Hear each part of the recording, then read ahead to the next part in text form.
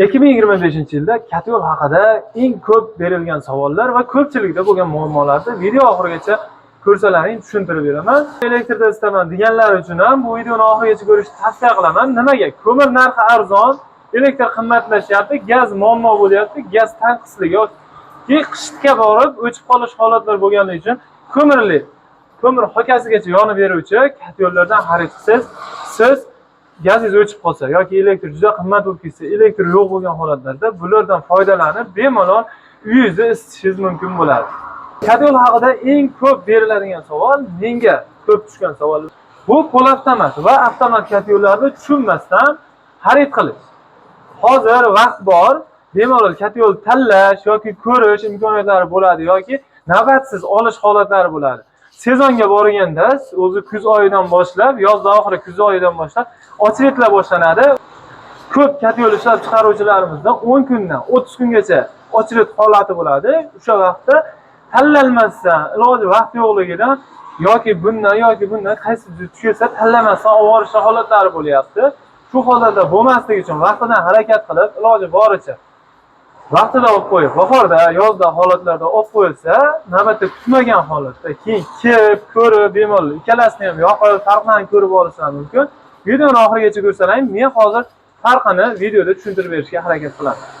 Bo'lmasa men boshladim, videoga like bosib, bizga obuna bo'lmagan bo'lsangiz, bizga obuna bo'lib qo'ying. Keyingi Katyol haqidagi foydali videolarimizni o'tkazib yubormaymiz. Bizda 90% kuzatuvchilarimiz obuna bo'lmasdan kuzatishyapti. Shuning uchun obuna bo'lib qo'yasizlar. Mana hozir ko'pchilik polavtomat katyolda narxiga qiziqib turib, polavtomat katyol olishga harakat qilishadi. Nimagaki narxi deyarli teng barobar arzon bo'ladi. Hozir aqlli katyol deyilyapti va nijniy garina, verxniy garina katyol deyilyapti. Xuddi shu. Bu nijniy garina, verxniy garinalar bu polavtomat katyollarga kiradi. Sababi regrovkasi. Issiqlik regrovkasini o'chirib yoqishni o'zi qiladi. Lekin ko'mirni ichiga o'zingiz har 8 soatdan 16 soatgacha solib turasiz. Buni ham har xil turi bor. 2 soatdan boshlanadi, 1 sutkagacha yetadigan holati bo'ladi. Kimdir narxiga qiziqib turib, arzonroq istab, arzonroq bo'lsa yaxshi deb, misol 3 million, 4 million yoki 5 millionga katyol xarid qilishyapti. Unga 2 soat, 3 soat, ana o'zlasa 5 soatda ko'mir solish kerak bo'lyapti. Bu yuzaga kelib turgan ko'p muammo shundan bo'lyapti ko'pchilikda. Katyol olib bo'lgandan keyin. Hozir bu katyolimiz shu hisob-kitob bilan ekonom qilib ishlab chiqarilgan, 8 soatdan 16 soatgacha bitta zapravka bilan yonib beradi. Bu degani kechqurun ko'mirni solib qo'yganingizdan keyin ertasi kuni ertalabgacha bemalol yetib beraveradi. Sizni kechqurun bezovtali holat bo'lmaydi.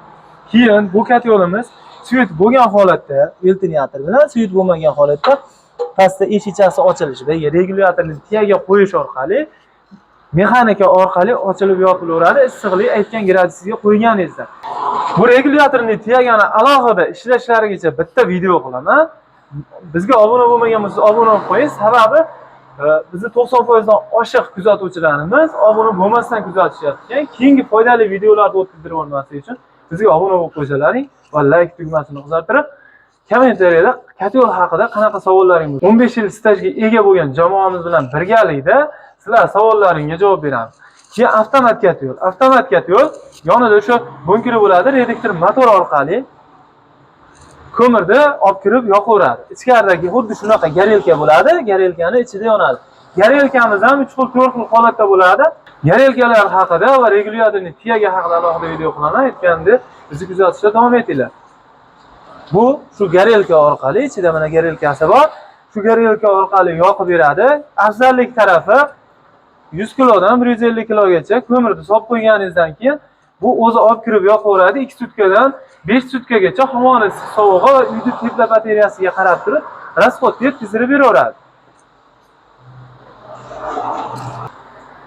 Ko'pchilik nimasiga qiynalishyapti? Polavtomat katyol narxiga qiziqib olishyapti. Misol uchun 7,5 millionga buni 100 kvadratligisini olishgandan keyin buni olib borib bularga 2 sutkasiga 2 mahal solish noqulaylik qilyapti. Shuning uchun avtomat katyoldan olganim yaxshi. Avtomatga almashtirsam bo'ladi deyapti va keyin mablag'lari ozgincha o'rtada yo'qolib qolyapti. Nimaga? Uni boshqa insonga sotsa bo'ladi. Lekin bu katyolni yana o'zini narxida olishgandan keyin o'rtada ozgina pul yo'qotish bo'lyapti. Shunaqa holat bo'lmasligi uchun to'g'ri tanlov qilinglar. Bu hokaga yonadi. irik ko'mirlarda yoqmaydi. Tuxumdagacha bo'lgan ko'mirlarda yoqib berish uchun mo'ljallangan bo'ladi. Agar hisob-kitob qiladigan bo'lsalaring, bunga ketadigan ko'mir misol uchun 300 so'mdan 1100 so'mgacha bor. Mayda ko'mirda hoka ko'mirlar. Mana 500 so'mligini olganingizda ham 40 kilo, 50 kiloga sotilganda 20-25 ming so'm bo'ladi. Endi bu po'lat katyolimiz ham hoka ko'mirda, Angren hokasigacha bemalol yoqib beradi.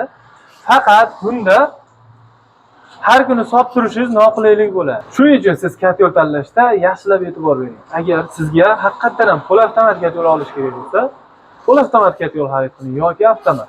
Shunisini mablag'ingizga qarab, sizga yoqishiga, qulayligiga qarab turib tanlashingiz mumkin bo'ladi.